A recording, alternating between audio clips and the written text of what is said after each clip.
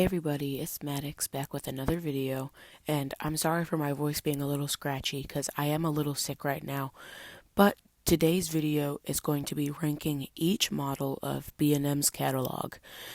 So basically what I'm going to be doing is I'm going to rank each B&M model from my least favorite to my most favorite, and I love B&M's coasters, but some of their models are a little underwhelming.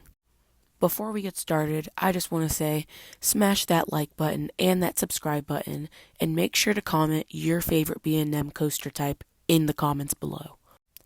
Let's get started.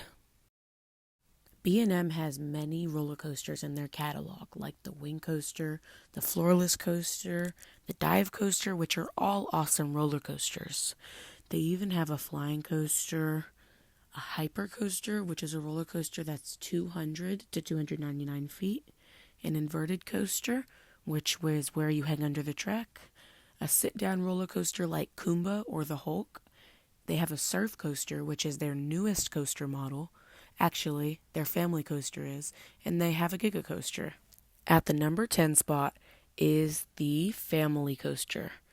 I rode Penguin Trek, which is the only one of these coaster models in existence, and it was not my favorite roller coaster. It was pretty bumpy, and the launch at the second launch was pretty underwhelming. Now, it is a fun ride for the GP, and I understand why they put it there, but it isn't the best ride experience in terms of smoothness. A new roller coaster should be glassy smooth, not feel like you're running down a hill in a shopping cart. I got a night ride on this roller coaster in November of 2025, and I will say it was running faster, I think, than I saw earlier, but I waited about an hour for it, and I don't think it was worth it. I would much rather wait an hour for a ride right across the road, which is Manta, because that ride is so much more forceful and it's glass smooth. I will say there are two highlights of the ride: that drop right before the final turn on the ride and the first launch. That first launch is decently powerful, especially when you're sitting in the back and don't know when it's going to happen. And also in the back, that last little step down right before the final brakes gives a nice bit of floater airtime that's manageable for the kids, which is the target audience of this ride. In the end, I think I would rate this ride a 5 out of 10 because it is very bumpy and it doesn't have the best capacity, so the line moves very slow, plus all the families want to ride it. Our number 9 spot is the family inverted coaster model. I have to choose Phoenix Rising for this one because I haven't ridden the other ones in China or in the United States. I will say Phoenix Rising is a pretty fun ride. I rode it with my little brother, and I will say the drop on this ride and that huge overbank after the drop are very flowy and fun.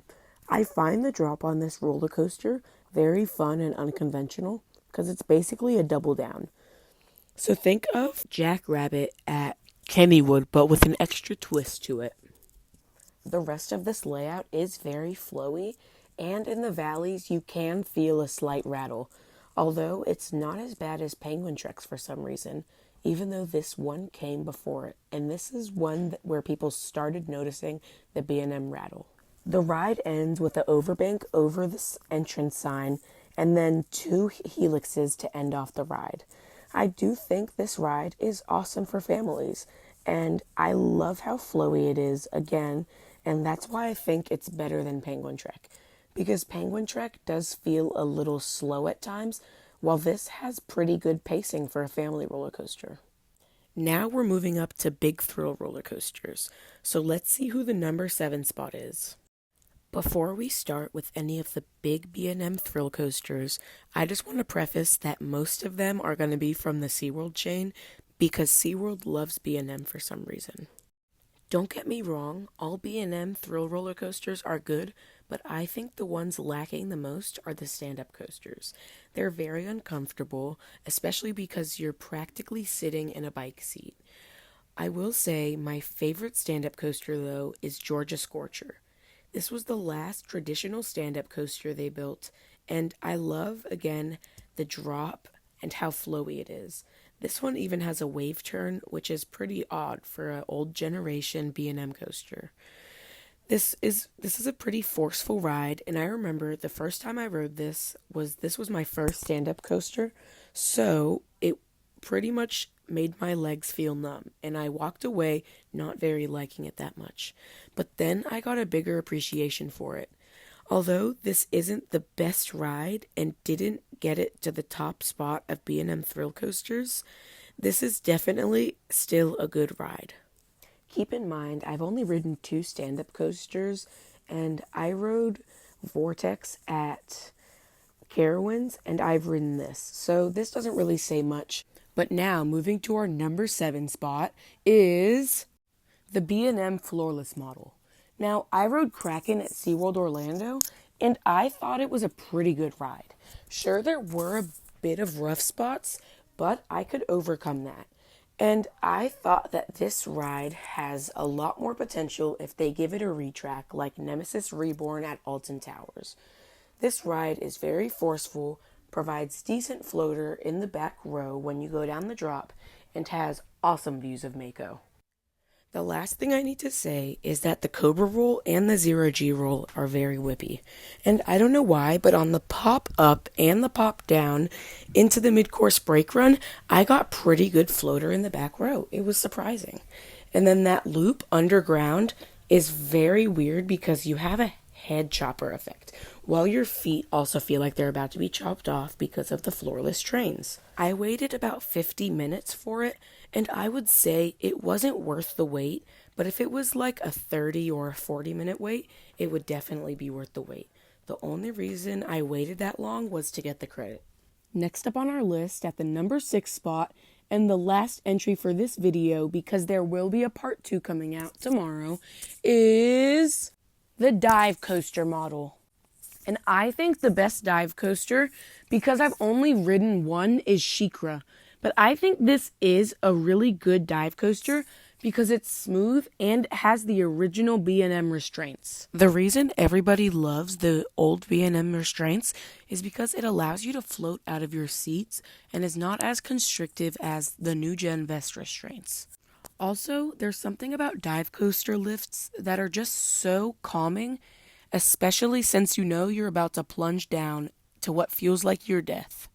And also, at the very top, you get awesome views of Tampa, and even if you look into the distance, you might be able to see Tampa Bay. But let's get to this drop. It holds you there for what feels like forever. You go up there, and then you're just able to look down.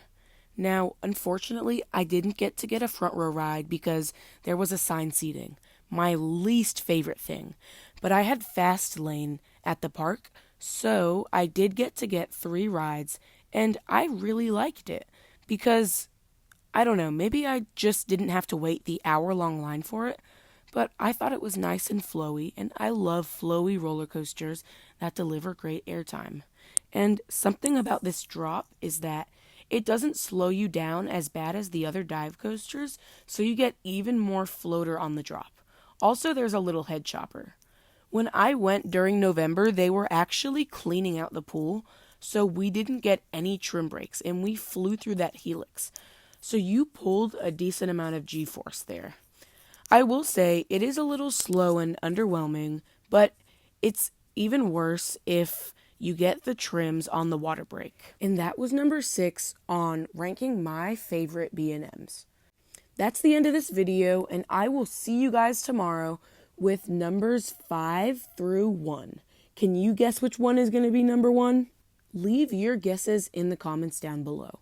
Don't forget, like, subscribe, and have a great rest of your day.